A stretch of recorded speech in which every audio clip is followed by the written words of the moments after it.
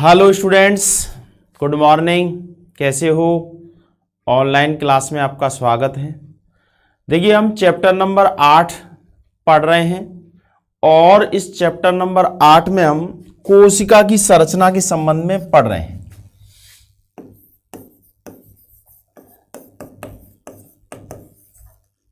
कोशिका,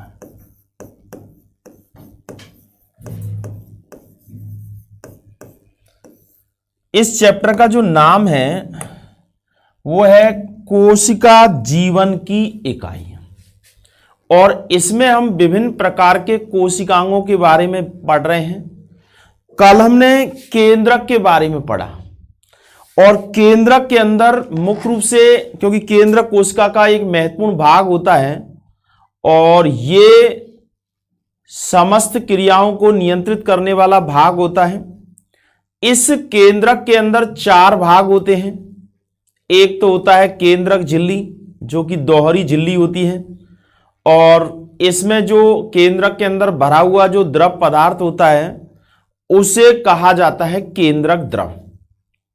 साथ में इसके अंदर एक गहरे रंग की संरचना उपस्थित होती है, गोलाकार झिल्ली रहित संरचना होती है जिसे केंद्रिका कहते हैं, और इसमें तंतु रूपी संरचना के रूप में क्रोमैटिन जालिका होती है। ये जो कोशिका विभाजन अंतराल अवस्था में होती है, यानी इंटरफेज अवस्था में होती है, तब तो ये क्रोमैटिन जालिका एज ए तंतु के रूप में संरचना होती है। लेकिन जब कोशिका का विभाजन होता है तो उस समय ये क्रोमैटिन जालिका जो है ये छोटे और मोटे स्पष्ट दिखने वाले गुणसूत्र नाम की संरचना में परिवर्तित हो जाते हैं। तो देखिए, आज हम इन गुणसूत्रों के बारे में ही पढ़ने वाले हैं। गुणसूत्र,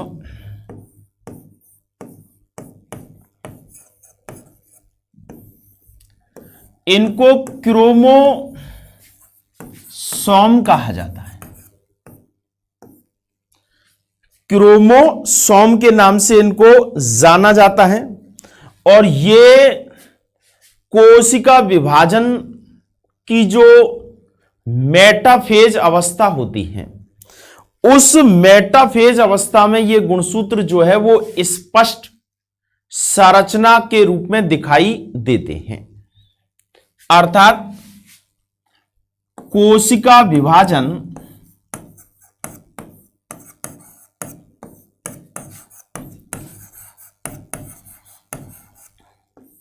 की मेटाफेज अवस्था में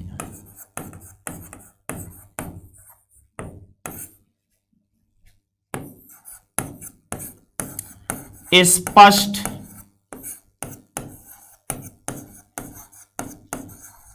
दिखाई देते हैं। तो एक प्रश्न जो पूछा जाता है अक्सर कि अगर हमको गुणसूत्रों की संरचना का अगर अध्ययन करना है तो कोशिका की कौन सी अवस्था में उसे देखा जाए, तो आप कह सकते हैं कोशिका की जो विभाजन अवस्था है जिसमें मेटाफेज प्रवस्था होती है उसके अंदर इनको देखा जाना चाहिए, तो उसमें स्पष्ट रूप से दिखाई दे जाती है। और अब अगर हम इनकी हिस्ट्री की बात करें तो एक होते हैं हॉफमिस्टर।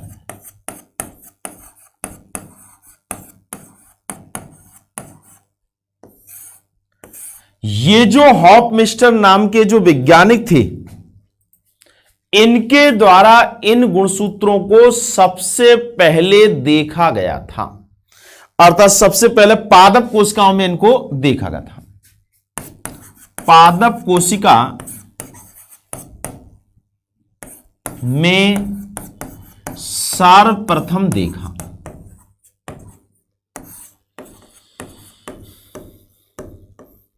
पादप कोशिका में इनके द्वारा सबसे पहले इनको देखा गया, और ये जो क्रोमोसोम नाम है, ये नाम क्रोमोसोम नाम, ये एक वैज्ञानिक थे जिनका नाम है वाल्डेयर, अर्थात डब्ल्यू वाल्डेयर।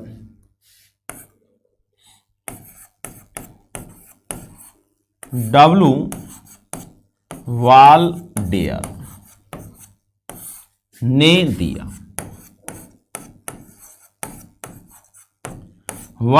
ये जो डब्लू वाल्डेयर नाम के वैज्ञानिक जो थे, इनके द्वारा इस गुणसूत्र को, गुण यानी इसमें महत्वपूर्ण जीव के गुण उपस्थित होते हैं, और यहां क्रोमोसोम्स शब्द इसलिए दिया गया है क्योंकि ये जब कोशिका को अभिरंजित किए जाते हैं तो ये गहरे रंग से अभिरंजित हो जाते हैं, तो इस आधार पर इनका नाम रख दिया, क्रोमोसोम्स रख दिया है। ठीक है, अब बात आती है कि ये देखिए, ये जो गुणसूत्र होते हैं इनकी संख्या कितनी होती है और संरचना जो है वो किस प्रकार की होती है। संख्या, देखिए, एक जाति विशेष के जीवों के अंदर कोशिकाओं में गुणसूत्रों की संख्या जो है वो एक निश्चित संख्या होती है। एक जाति के सभी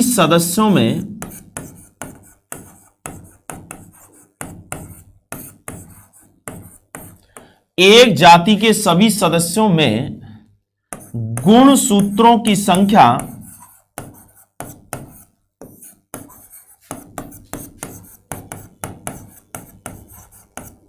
निश्चित होती है।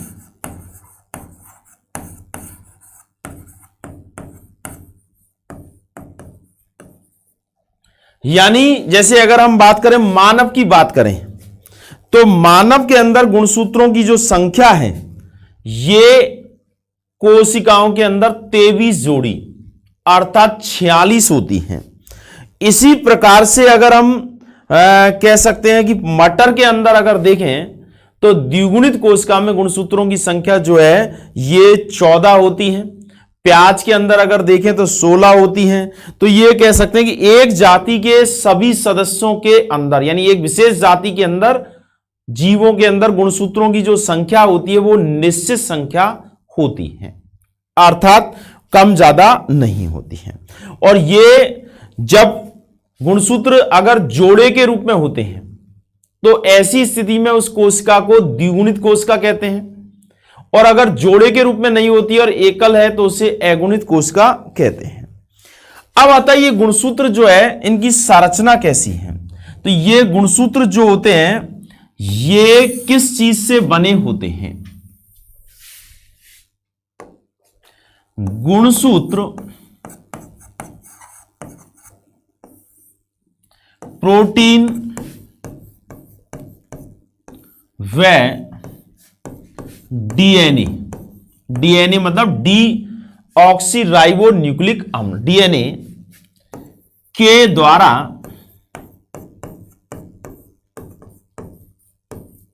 बने होते हैं। यानी गुणसूत्र के अंदर जो मुख्य भाग होता है वो है एक तो प्रोटीन और एक है डीएनए। अब देखिए इसमें ये जो प्रोटीन है ये मुख्य रूप से दो प्रकार का होता है। एक तो होता है हिस्टोन प्रोटीन,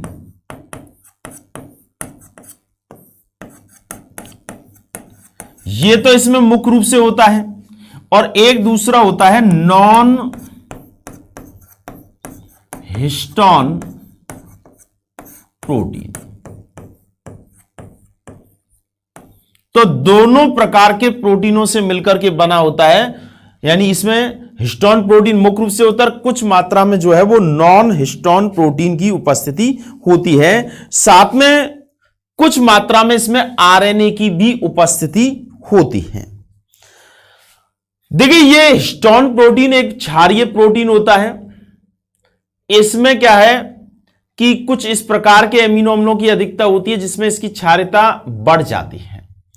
और गुणसूत्र की अगर संरचना देखें तो उसमें दो भाग होते हैं, यानी एक तरह से दो अर्ध गुणसूत्रों से मिलकर के ये बना होता है। और ये जो अर्ध गुणसूत्र होते हैं इनको क्रोमेटिड कहा जाता है, अर्थात गुणसूत्र दो भागों या दो श्रृंखलाओं से मिलकर के बना होता है।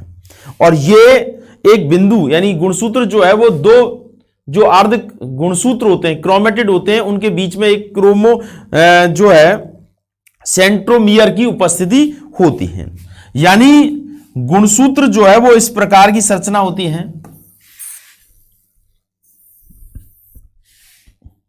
देखिए इसमें जैसे ये है, ये तो ये दोनों जो है वो अर्ध गुणसूत्र हैं। इनको क्रोमेटिड कहा जाता है।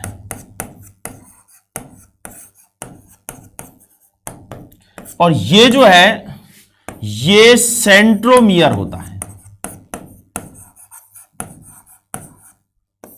तो इस तरह से ये गुणसूत्र जो है दो अर्ध गुणसूत्रों से मिलकर के बना हुआ होता है। अब देखिए ये गुणसूत्र जो है इस सेंट्रोमियर की जो पोजीशन है, स्थिति है, उसके आधार पर ये गुणसूत्र जो होते हैं वो 4 प्रकार के होते हैं। अर्थात दो अर्ध गुणसूत्रों के बीच में उपस्थित सेंट्रोमियर की स्थिति के आधार पर गुणसूत्रों को 4 प्रकारों के अंदर बांट दिया गया है।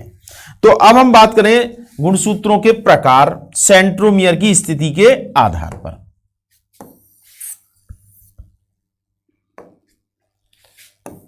गुणसूत्रों के प्रकार,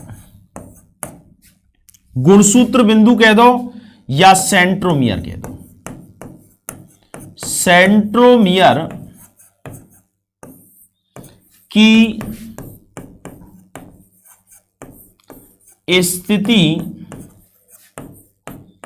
के आधार पर, सेंट्रोमियर की स्थिति के आधार पर गुणसूत्र जो होते हैं वो 4 प्रकार के होते हैं। एक तो होता है मध्य केंद्रकी,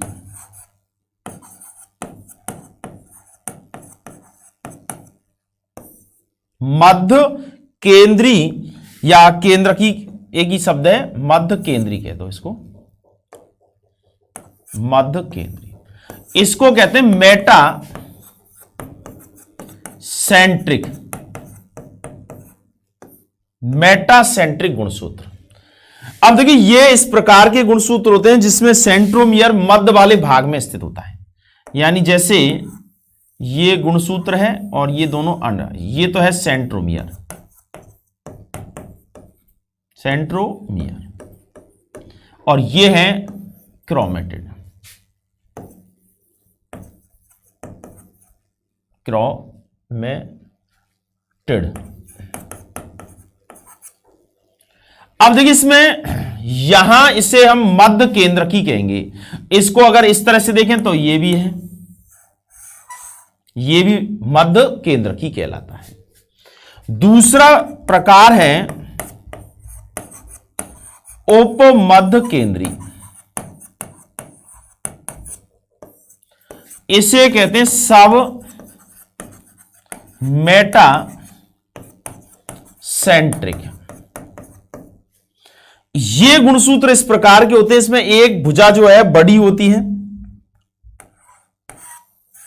और एक भुजा छोटी होती है। तो इस तरह का जो गुणसूत्र होता है वो कहलाता है मध्य उपमध्य केंद्रकी। अर्थात इसमें एक क्रोमेटिड बड़ा होता है और एक छोटा होता है। तीसरा जो है वो है अग्र केंद्रकी, अग्र केंद्री। इसको कहते हैं एक्रोसेंट्रिक। एक्रोसेंट्रिक का मतलब होता है कि एक छोटी सी भुजा होती है और एक बड़ी होती है। जैसे ये तो है सेंट्रोमियर और यहां इस तरह का छोटा सा हिस्सा है जरा सा, तो ये कहलाएगा अग्र केंद्री, यानी एक्रोसेंट्रिक, शीर्ष वाले भाग से कुछ हट करके होता है। और चौथा जो प्रकार है वो होता है टेलोसेंट्रिक, अंत केंद्री।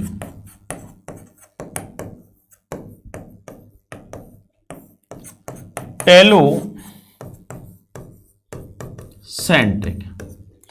इसमें क्या है कि ये अर्ध गुणसूत्र और इसके ऊपर वाले भाग पर ये सेंट्रोमियर है। तो इस प्रकार का जो 4 प्रकार के गुणसूत्र हो गए, किसके आधार पर? इस सेंट्रोमियर के आधार पर। अगर मान लीजिए ये सेंट्रोमियर गुणसूत्र के मध्य वाले भाग में, तो इसे मध्य केंद्रकी कहेंगे। अगर ये मध्य से थोड़ा सा हट करके तो इसे उपमध्य केंद्रकी कहेंगे। अगर ये एक तरफ ज्यादा है और एक छोटा सा हिस्सा अलग होता है तो वो अग्र केंद्रकी। और अगर शीर्ष वाले भाग पर ही अगर सेंट्रोमियर की उपस्थिति है तो उसे हम कहते हैं अंत केंद्री या टीलोमियर। तो ये सेंट्रोमियर की स्थिति के आधार पर गुणसूत्र जो है वो 4 प्रकार के होते हैं। अब आता है गुणसूत्रों के कह सकते हैं कि लिंग के आधार पर, कार्य के आधार पर।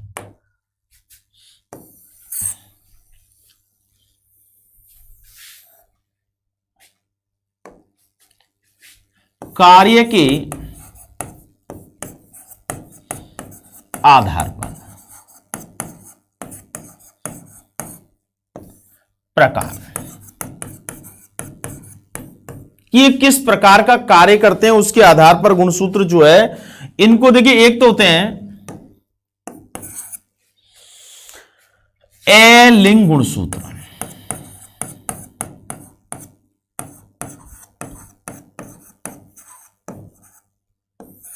अलिंग गुणसूत्र का मतलब है एक तरह से ऑटोसोम्स, ऑटोसोम। ये वो गुणसूत्र होते हैं जिनके द्वारा जीव के लिंग का निर्धारण नहीं होता है। अर्थात इससे ये इनके द्वारा ये पता नहीं चलता है या ये निर्धारित या ये स्थिति पैदा नहीं की जाती है कि जीव जो होगा वो नर होगा या मादा होगा। अर्थात ये नर और मादा दोनों ही प्राणियों के अंदर उपस्थित होते हैं। तो ऐसे गुणसूत्र जो है ये कहलाते हैं अलिंग गुणसूत्र, यानी ऑटोसोम्स कहलाते हैं। ऑटोसोम यानी लिंग निर्धारण नहीं करते हैं। अब देखिए, मानव की अगर हम बात करें तो मानव में 22 जोड़ी जो गुणसूत्र होते हैं, ये नर प्राणी में भी और मादा प्राणी में भी, दोनों में एक समान होते हैं, क्योंकि इनके ऊपर जो जीन होते हैं, गुणसूत्रों पर जीन पाए जाते हैं, तो उन जीनों के द्वारा लिंग का निर्धारण नहीं किया जाता है। तो ऐसे गुणसूत्र जो है वो कहलाते हैं अलिंग गुणसूत्र कहलाते हैं। दूसरा है लिंग गुणसूत्र।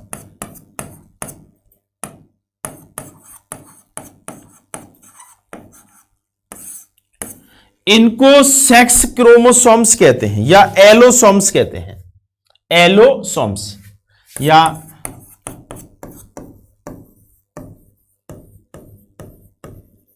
Sex chromosome. ये वो गुणसूत्र हैं जिनके द्वारा जीव के अंदर लिंग का निर्धारण होता है।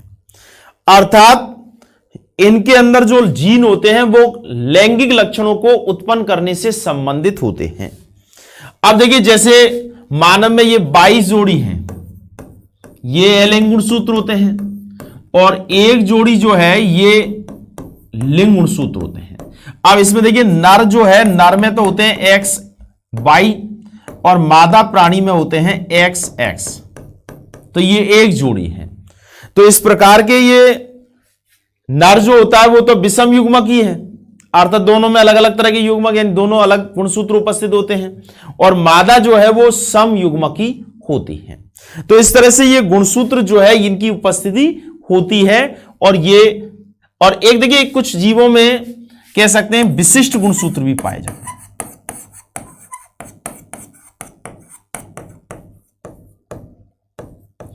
ये विशेष जीव के अंदर विशेष गुणसूत्र होते हैं। जैसे कीटों के अंदर एक लैम्प ब्रूस गुणसूत्र होते हैं, पॉलीटिन गुणसूत्र होते हैं, तो वो विशेष रूप से गुणसूत्र जो है वो सभी कोशिकाओं में नहीं पाए जाते हैं। यहां हम बात कर रहे हैं सामान्य कोशिकाओं की, ठीक है। तो इस तरह से देखिए, ये हमने गुणसूत्र वाला टॉपिक पढ़ा। अब ये गुणसूत्र कहां है? केंद्रक के अंदर है। तो हम जिस टॉपिक को पढ़ रहे हैं वो क्या है? केंद्रक है। अब केंद्रक के कार्य क्या हो गए?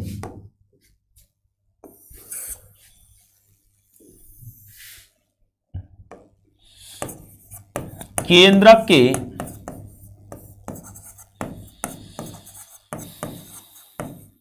कार्य,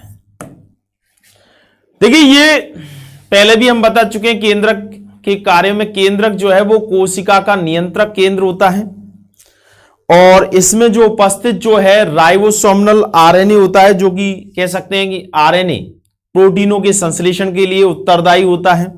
साथ में इसमें क्रोमेटिन जालिका के रूप में गुणसूत्र पाए जाते हैं और ये गुणसूत्र जो हैं आनुवांशिकता के वाहक होते हैं। इनके माध्यम से एक पीढ़ी से दूसरी पीढ़ी में लक्षणों का स्थानांतरण होता है, अर्थात कह सकते हैं कि ये इसमें जो उपस्थित डीएनए है वो एक प्रकार का आनुवांशिक पदार्थ होता है। तो इस तरह से हमने बात की कोशिका के अंदर केंद्रक के विभिन्न भागों की और केंद्रक में भी हमने केंद्रक के भागों में गुणसूत्रों के बारे में आज अध्ययन किया है। कल हम पढ़ेंगे प्रोकैरियोटिक और यूकैरियोटिक कोशिका में क्या अंतर होता है। ये चैप्टर काफी दिन से चल रहा है और ये अब अंतिम स्थिति पर आ चुका है जिसको हम कल पूरा कराने वाले। ठीक है, आज का होमवर्क आप नोट कर लीजिएगा।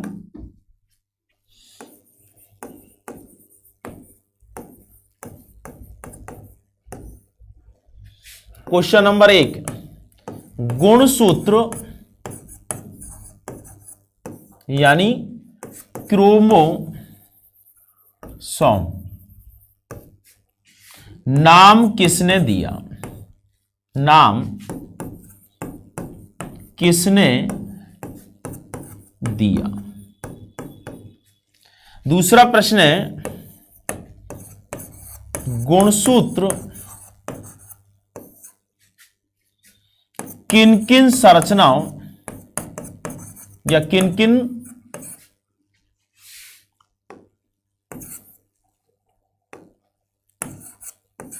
यौगिकों से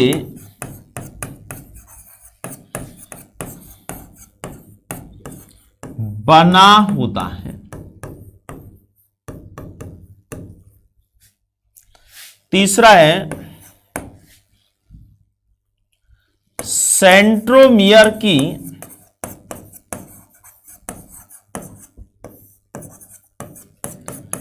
स्थिति के आधार पर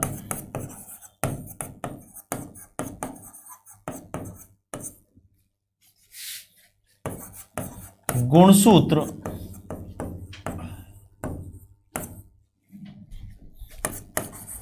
कितने प्रकार के होते हैं?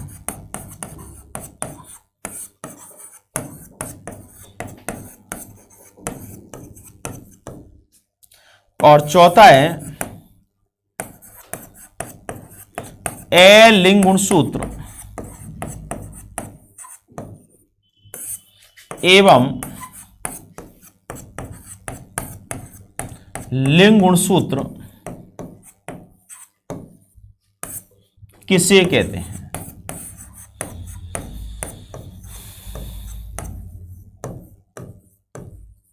ठीक है, तो इस तरह से ये 4 प्रश्न हैं। इन चारों ही प्रश्नों के उत्तर आपको देने हैं और कल हम पढ़ेंगे प्रोकैरियोटिक और यूकैरियोटिक कोशिका के अंदर अंतर के बारे में। ठीक है, आज के लिए इतना ही है। आप घर बैठे हुए अच्छे से पढ़ाई कीजिएगा और किसी भी प्रकार की अगर कोई समस्या है तो आप हमसे पूछ सकते हैं। ठीक है, ओके।